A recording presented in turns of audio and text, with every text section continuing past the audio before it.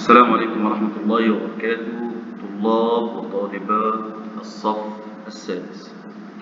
إن شاء الله النهاردة هنحاول بقدر الإمكان إن إحنا نشرح هيكل العلوم بصورة سريعة وبصورة إن شاء الله تكون مبسطة، بحيث إن هي لو حد فيكم وقعت منه حاجة أو شيء يقدر إن هو يلاقيها في الفيديو. احنا عندنا الدرس الأول بيتكلم عن نظام الشمس والأرض والقمر. الثلاثة دول هنعرف عنهم معلومات. طيب تعالوا كده نتكلم عن أول شيء وهو الأرض. الأرض لابد إن أنت تكون عارف إن الأرض تتحرك أو تدور حوالين نفسها وحوالين الشمس. ودوران الأرض حول نفسها بنسميه دوران محوري، يعني جسم بيدور حوالين نفسه، حوالين محوره هو. وفي الوقت ده الأرض بتستغرق حوالي 24 ساعة علشان تلف لفة كاملة أو تدور دورة كاملة حوالين نفسها. وده بينتج عنه حدوث الليل والنهار. الدوران المحوري للأرض هو السبب في حدوث الليل والنهار.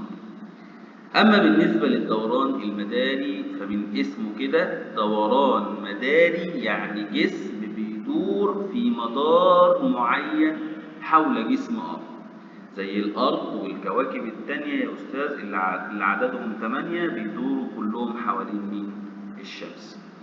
بالنسبة للأرض، الأرض بتدور حوالين الشمس دورة كاملة كل سنة، يعني كل سنة تقريبا سنة أو يزيد شوية الأرض بتستغرق دورة كاملة حول مين؟ حول الشمس.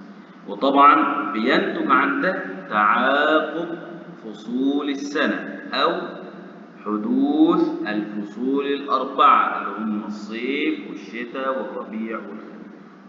تمام؟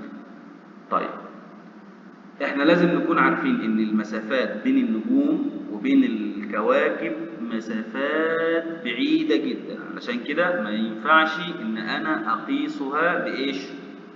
بوحدة الكيلومتر، لا، بنستخدم يا استاذ حاجة اسمها السنة الضوئية او عندي حاجة اسمها الوحدة الفلكية. والوحدة الفلكية هي متوسط المسافة بين الارض والشمس. فهنا ممكن يجي لي سؤال ويقول لي ايه هو سبب تناوب الفصول الأربعة أو سبب تعاقب الفصول الأربعة؟ طبعا الفصول الأربعة بتحدث بسبب حاجتين.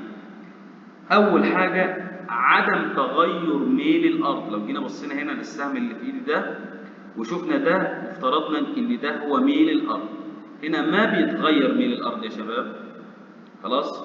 لما بتدور الأرض حوالين الشمس ما بيتغير الميل. وده طبعا بيغير كمية الضوء اللي صادر من الشمس هنا اللي بتستقبلها الكرة الأرضية، فبالتالي كمية الضوء غير متساوية، فبالتالي بيحدث يا أستاذ إيش؟ الفصول الأربعة.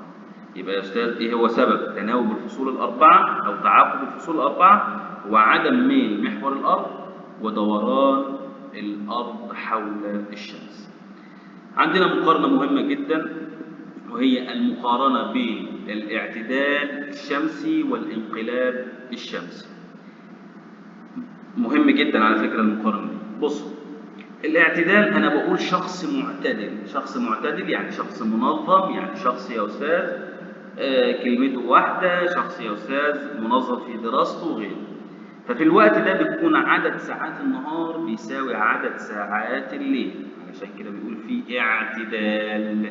اعتدال يعني زي تساوي. لو كان عدد الساعات النهار 12 يبقى عدد ساعات الليل 12. خلاص؟ ايه سبب حدوث الاعتدال؟ الاعتدال بيحدث يا شباب عندما لا يميل محور الارض لا في اتجاه الشمس ولا بعيدا عنها، علشان كده قلنا عليه معتدل. معتدل يعني لا يميل لا في اتجاه الشمس ولا بيميل بعيدا عنها. بيحدث في أي فصل؟ في فصل الربيع وفي الخريف وفي شهور مارس وسبتمبر.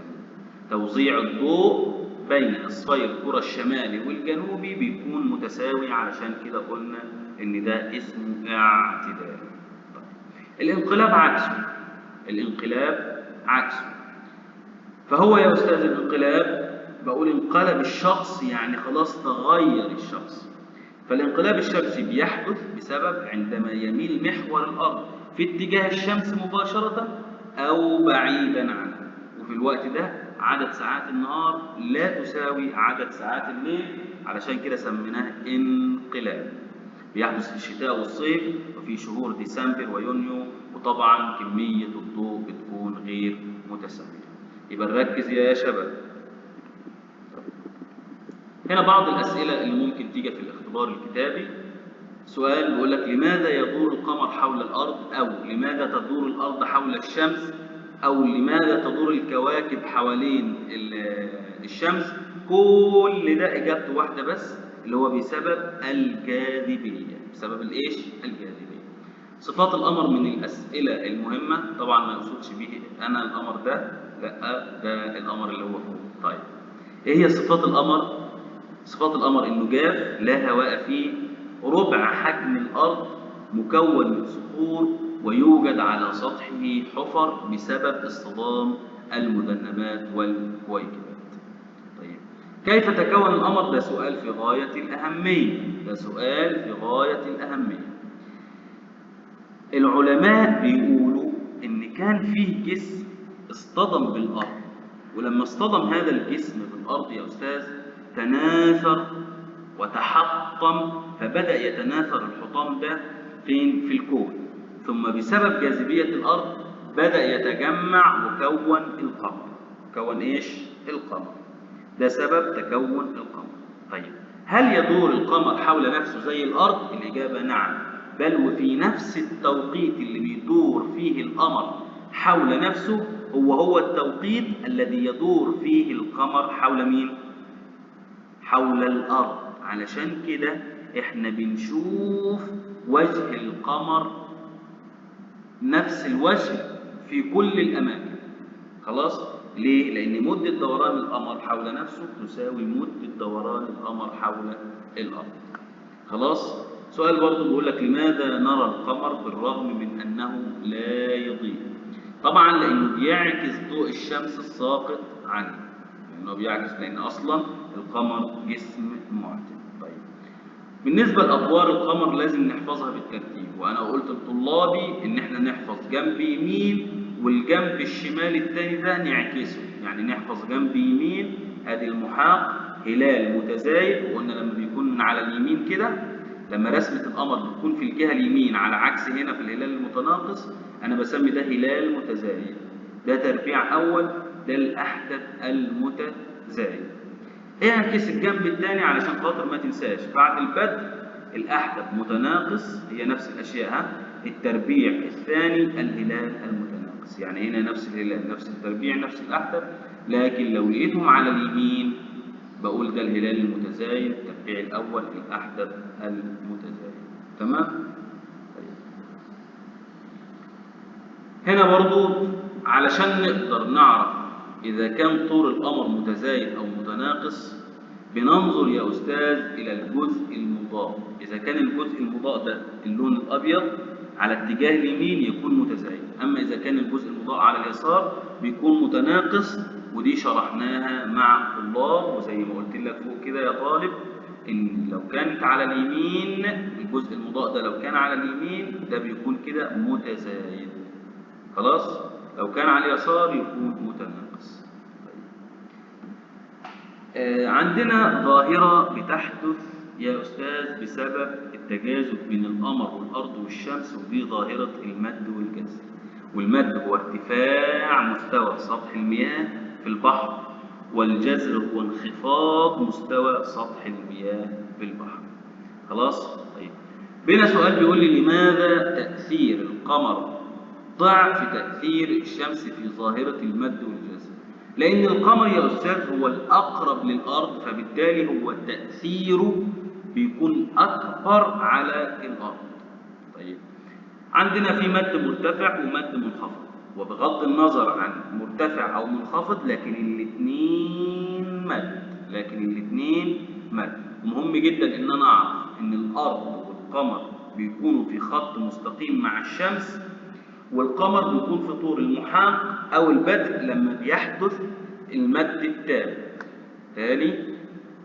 تاني يا شباب، عندما يحدث المد التام بتكون الأرض والقمر الثلاثة، الأرض والقمر والشمس على استقامة واحدة، يعني في خط مستقيم كده. وده ما بيحدث إلا في حالتين، لما يكون القمر محاق أو بدر. طيب المد المنخفض يا شباب بيحدث لما يكون القمر هو اللي عمودي على الأرض. خلاص؟ يبقى لما بيكون القمر عمودي على الأرض، وده يحدث في الربع الأول أو الربع الأخير. طيب يبقى كده عرفنا يا أستاذ إيه الفرق بين المد المرتفع والمد المنخفض، وده بيحدث إمتى وده بيحدث إمتى. طيب هناك عوامل بتؤثر في عملية المد والجزر، زي 1 شكل الخط الساحلي، 2 عمق المياه، 3 الطقس.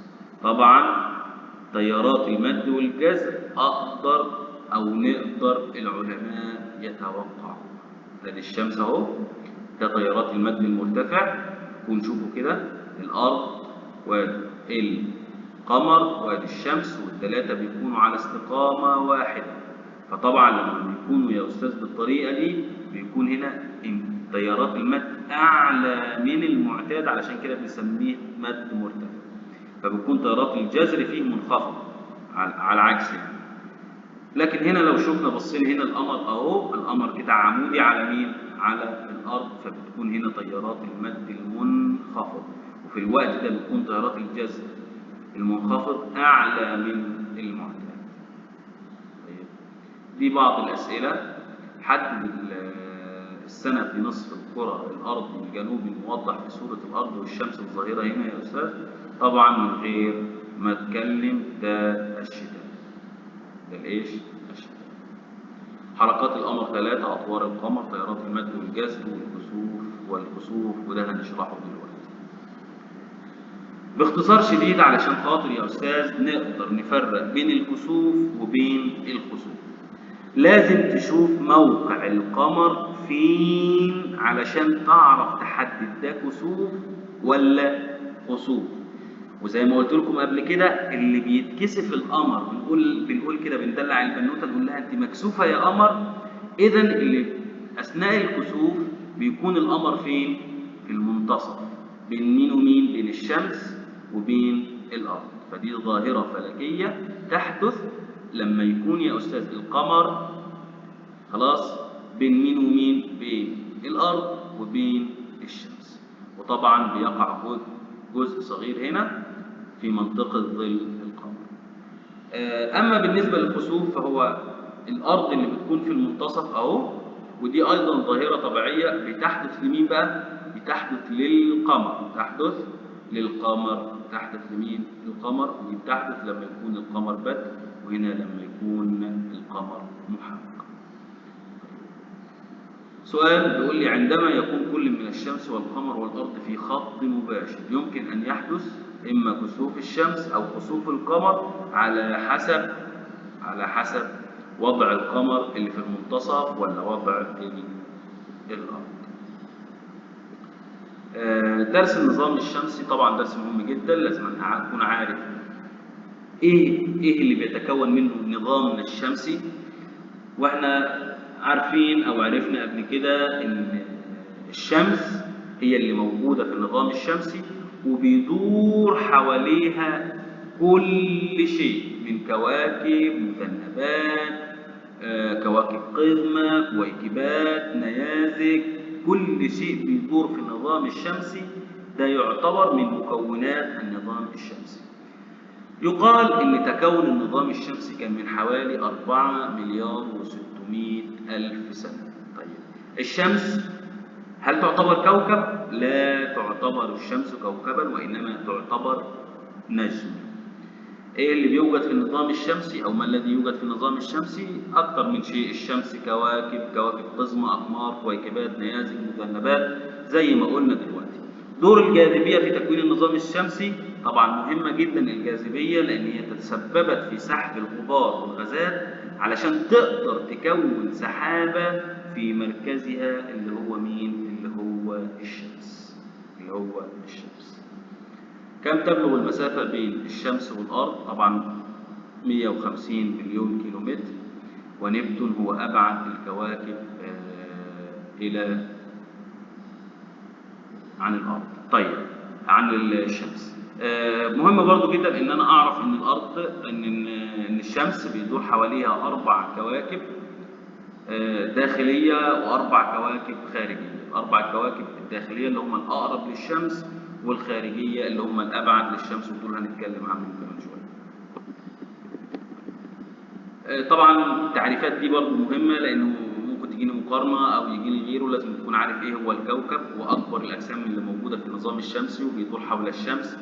وطبعا ما في جسم بيدور معاه في مدار، وهو ده اللي بيميز الكوكب يا جماعة. أما الكواكب القزمة فهي أجسام بتدور حول الشمس، ليها شكل شبه دائري، وبتشترك في مساراتها المدارية مع أجسام أخرى زي كده بلوتو. وده يا أستاذ مهم جدا، علشان خاطر بيلعب عليا في الجزء ده، بيقول لي كوكب بيدور حول الشمس وبيشترك في مساراته المدارية أجسام أخرى. طبعا ده الكواكب القزمة. القمر عبارة عن كوكب طبيعي بيدور حول جسم آخر غير النجوم. الكويكبات أجسام صخرية صغيرة تدور حول الشمس وتتميز بشكلها الكروي. طبعا تعريفات كلها لازم تكون عارفها بس كده، لكن لازم تكون حافظها.